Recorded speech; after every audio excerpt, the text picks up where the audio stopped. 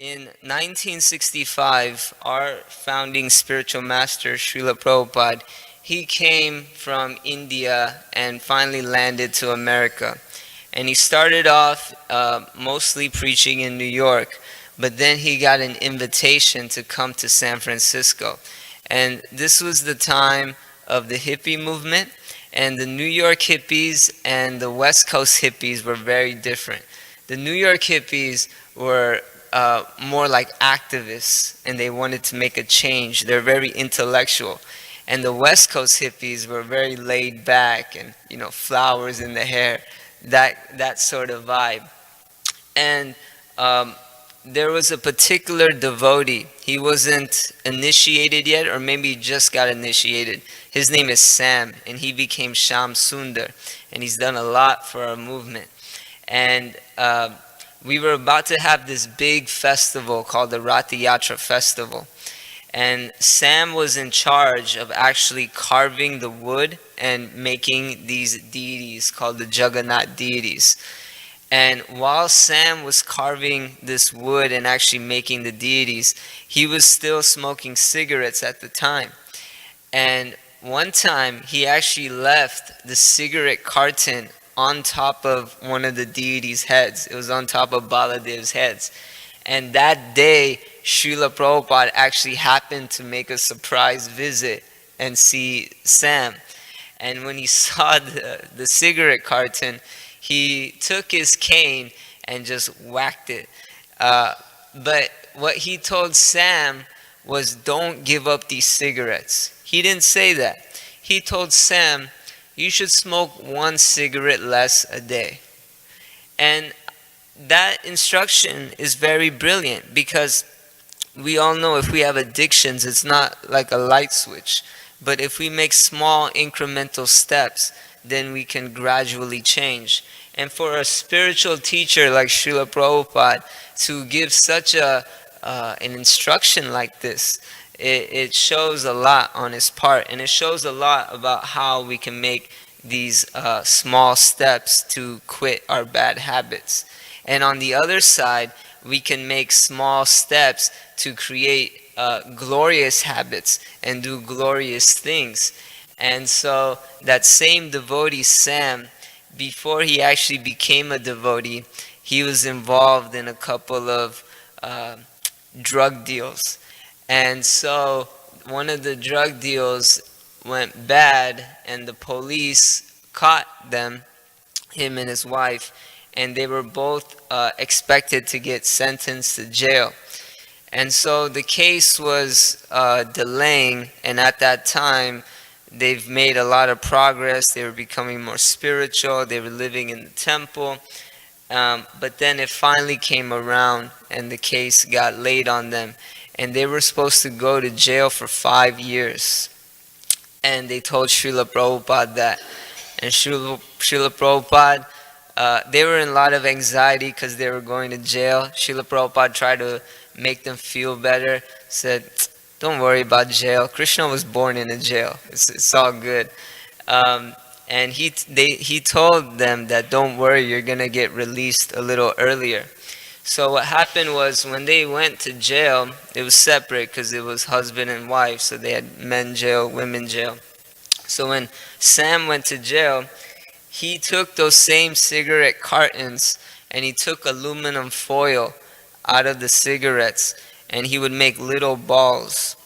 And then he took his bed thread and he would take a string and he would put the string through the little balls, and that's how he actually made his beads. And he would chant on those beads every single day. And then the other prisoners were starting to take notice, and he was actually teaching other prisoners how to chant Hare Krishna on his beads. So these are the glorious plans of Krishna. And at the same time, while Sam was in jail, he has a lot of time to reflect. He has a lot of time to think. So he started thinking, we have to, if we want to spread this movement, we have to preach to the leaders. He kept thinking this. And then he was thinking, who are the biggest leaders right now in the world? And then he said, the Beatles. The Beatles are the biggest leaders. So he got it in his head that we have to preach to the Beatles. We have to go to the Beatles. We have to give the Beatles Krishna consciousness. We got to make friends with the Beatles. We're going to do this. And he's saying all this in a jail cell. And he's expected to be there for 5 years. What happened was he was on his 26th day. And on the 26th day at nighttime, Srila Prabhupada was having a lot of separation from these devotees, from Sam and his wife, Melanie, who became Malati. And so Srila Prabhupada started meditating, and he was praying to Krishna, please release these devotees. And the next day, the 27th day, they got released. And so they ran to Srila Prabhupada. They were so happy to see him. And then they told Srila Prabhupada their plans. We want to preach to the Beatles. Srila Prabhupada didn't know who the Beatles were. He probably thought it was some cockroach on the floor. It was like, no, the Beatles. And everyone else, all their peers, they thought they were crazy. What do you mean you're going to preach to the Beatles? Do you know how hard it is to get in touch with the Beatles? And Sam's like, no, we're going to do this. So imagine, they bought a one-way ticket to London. They had no money. They had no address. They had a 7-week-old baby that just gave birth recently. And yeah, let's go and meet the Beatles. So there was a lot of things going on at the time. As soon as they arrived to London, the security was heightened more than ever before. And that's because this new religion called Scientology just came into London. And they saw that this new religion is not so correct, and we don't want to invite any more new religions into the world. So Sam and Malati had no idea about this, and they were coming in as Hare Krishna, as something brand new. And so the security was kind of giving them a tough time, but then they had that 7-week-old baby with them. And it just kept, it became like a pooping machine at that point. And it was making all these smells. And finally the security, they just couldn't take the smells. They just stamped them and they're like, go, just go, just go. So that's how they finally got in.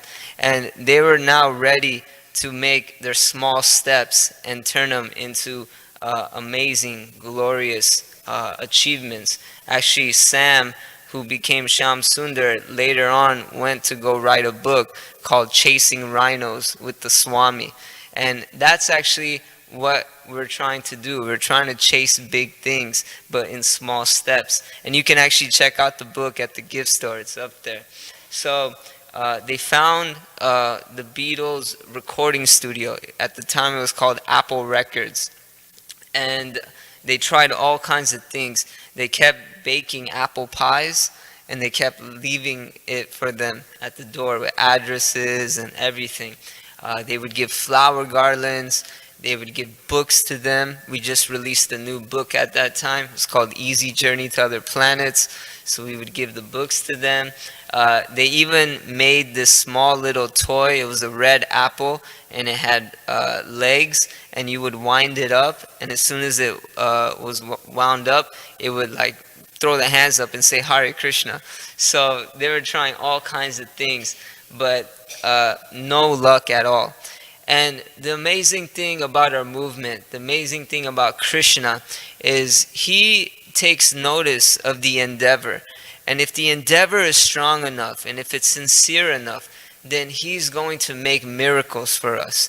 And we can see that also in the life of Srila Prabhupada. He released a magazine called Back to Godhead in 1944.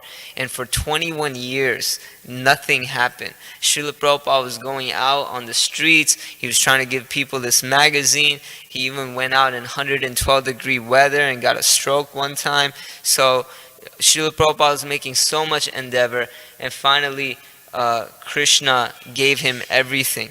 In fact, Srila Prabhupada is the most celebrated human on this planet right now, because at any given point in time, there's somebody around the world chanting his prayers. We have over 600 temples, and he is the most celebrated figure in human history at this point. at such a level. So there's this famous Roman philosopher named Seneca, and he says that it's not that life's too difficult that we don't dare. It's because we don't dare that makes life difficult.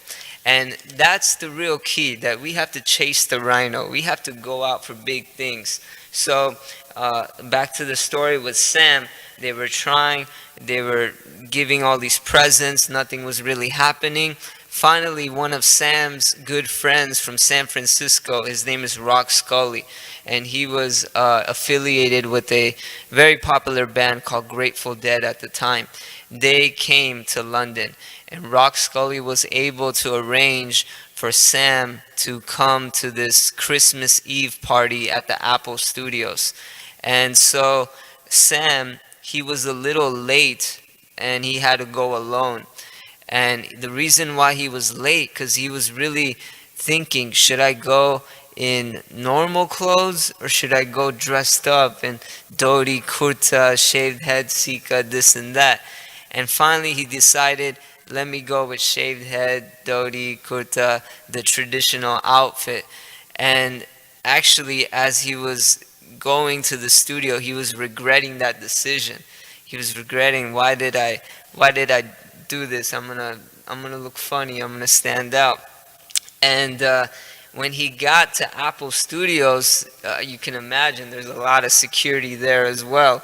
You know, you got the Beatles inside, and they saw Sam, and Sam said, you know, I'm invited. My friends are inside, and the security's like, sorry, go home. You know, we don't know you. You can leave. And just then and there, Sam put his head down. He was depressed. He was like, how much more endeavor? And right behind him comes a Rolls Royce, and it was Yoko Ono, the wife of one of the Beatles, John Lennon.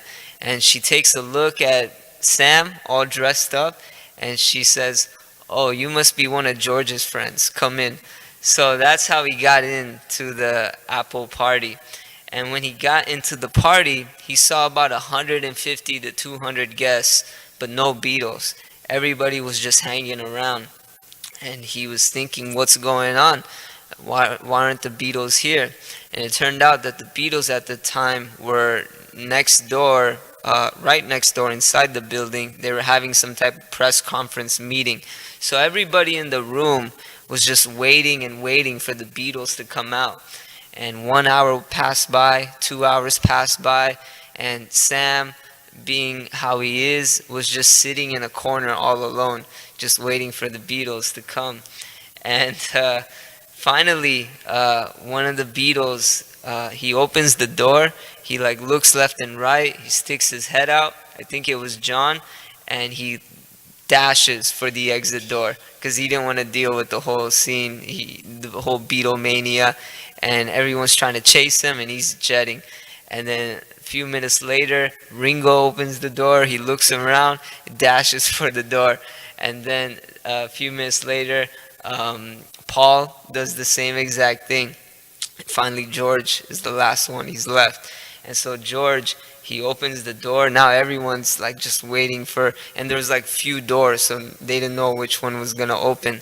And George opens the door. He's ready to do the same exact thing, just leave the party, go to where he needs to go. So he opens the door, he's getting ready to dash, and then he sees Sam dressed up all alone.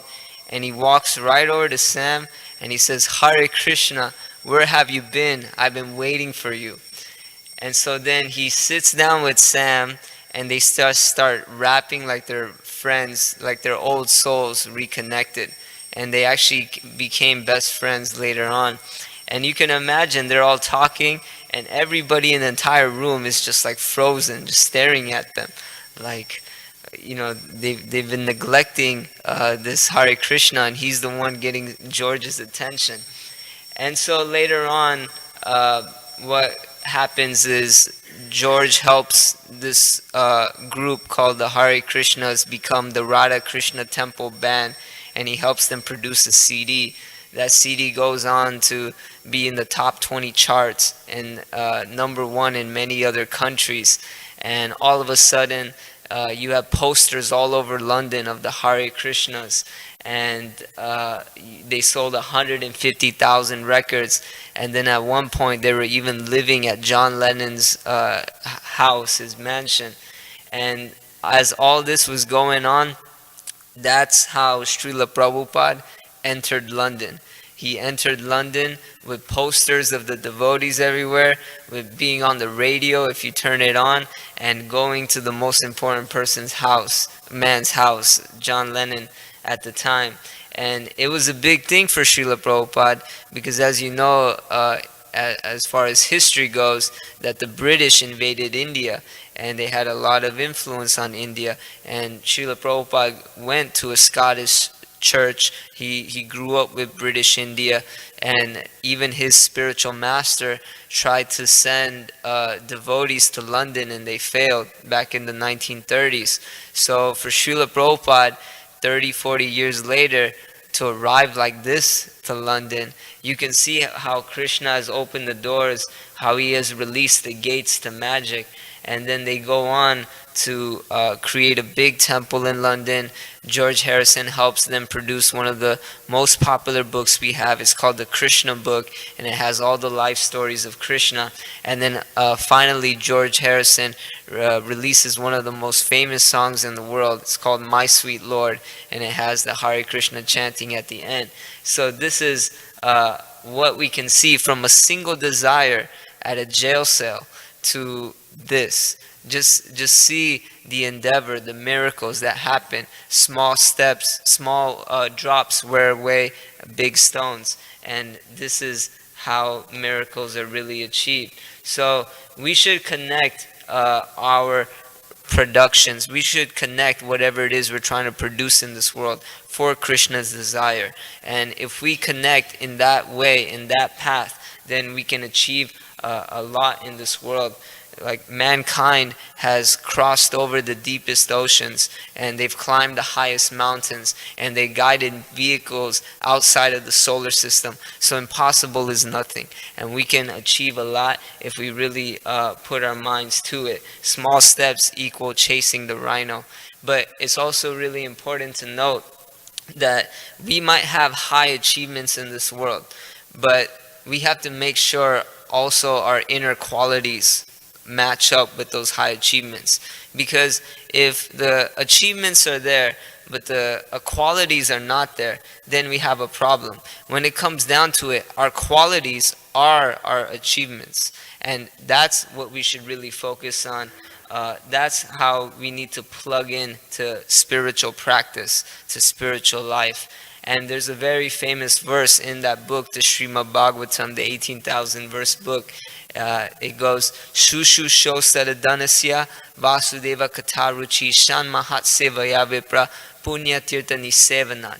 And what this verse is highlighting is the aspect of sound and the aspect of listening. When I just came back from India, I was gone for a few weeks, and usually when you come back from India, you either get hit with the flu, with some type of cold, with bronchitis. If you don't get anything, you're like a miracle person. But I got hit with bronchitis, and I was resting at my parents' place, and I saw that it was really hard for me to chant, and it was also really hard for me to read. But this urge of listening was so strong that I just wanted to continuously listen to lectures, to topics, to discussions, to interviews, behind the scenes footage, early footage of the Hare Krishnas, present footage of the Hare Krishnas. I was completely absorbed, and that's what this verse is highlighting. It's through the power of listening, through the power of sound, that doors open up and our spiritual life is really progressed. It really starts to happen. So listening leads to envisioning a higher future for spirituality. And if we really tap into this way, this path, then miracles can be achieved. So I just want to highlight just a few things that we discussed. We talked about productivity, how it's really important to have the right productions in our life. First, find out what it is that we want to do in this world. How do we want to impact this world? And then put our time, effort, reconstruct our day so that it becomes a priority, that we take time in actually producing something in this world, and so the day doesn't go wasted and we can continuously build onto it. And then we should separate ourselves from gems and germs. We should realize that we need to build a lot of internal work to really shine in this world. We have to develop from within, and the aspects of how little steps are going to lead to big miracles. And then of course we talked about the story of Sam in jail and how that one desire went on to achieve so much, to spread so much of higher consciousness throughout the world. And we talked about the quote, how life is not difficult because we don't dare in life. It's because we don't dare that makes life difficult. And it's really important that we take risks. When we go out on a limb of a tree, that's where you find the fruit. So we should continuously think big. Srila Prabhupada said, my only disease in life is that I don't think small. Srila Prabhupada was a big thinker. And we should also inhibit those qualities, and we should focus on our qualities, and we develop good qualities all through listening, all through the power of sound. It really purifies, really cleanses us, and then we can go on and do big and better things. So I just want to thank everybody for being here. Hare Krishna.